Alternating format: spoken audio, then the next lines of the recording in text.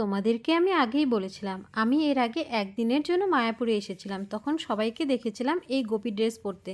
অল্প সময়ে থাকার জন্য সেবার আর হয়ে ওঠেনি, এই জন্য এবার আগে থেকেই ঠিক করে নিয়েছিলাম গোপী ড্রেস পরবো। আজকে আমরা চলে এসেছি শ্রী চৈতন্য মঠ বা চৈতন্যদেবের মাসির বাড়িতে।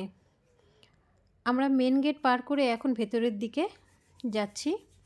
মন্দিরের ভেতরে ফটো তোলা নিষেধ। এখানকার পরিবেশ ছিল অসাধারণ। চলে এসেছি শ্যামকুণ্ড জলাশয়ে। এখানে স্নান করা বারণ, সবাই পয়সা দিয়ে মাথায় জল ছিটিয়ে নিচ্ছিল।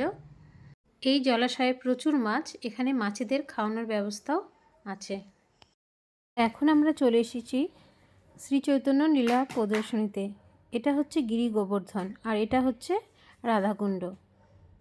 মায়াপুরের রাস্তায় একটা দৃশ্য খুব দেখা যায়, কিছু সংখ্যক মানুষ একসাথে এইভাবে কৃষ্ণ নাম করতে থাকে।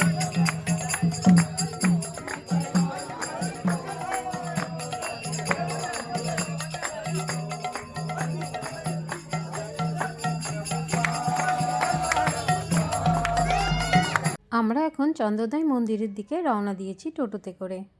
চলে এসেছি গীতা ভবনে। আজকের দুপুরের খাবার আমাদের এই গীতা ভবনেই। আজকের কুপনের দাম ছিল 40 টাকা।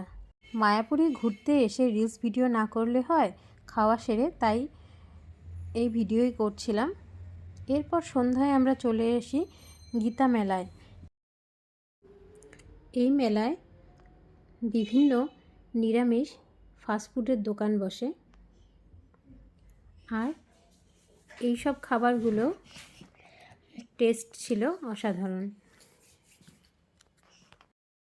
এই মেলার একপাশে হচ্ছিল কৃষ্ণ নাম। খুব ভালো লাগছিল, সুন্দর একটা দৃশ্য।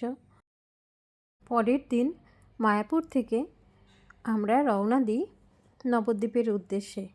নবদ্বীপ যাওয়ার জন্য আমরা এখন লঞ্চে উঠে গিয়েছি। আমার 2 মেয়ে তো খুব এনজয় করছে এই সুন্দর দৃশ্য।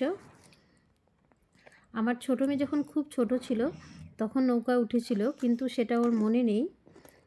আজকে এই লঞ্চে উঠে আর এই চারিপাশে জল দেখে ও তো খুব খুশি।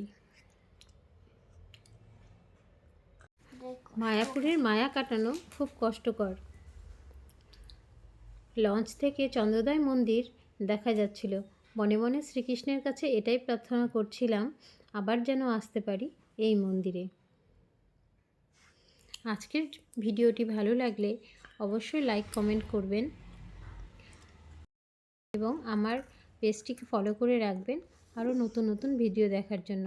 ভিডিওটি দেখার জন্য অসংখ্য ধন্যবাদ।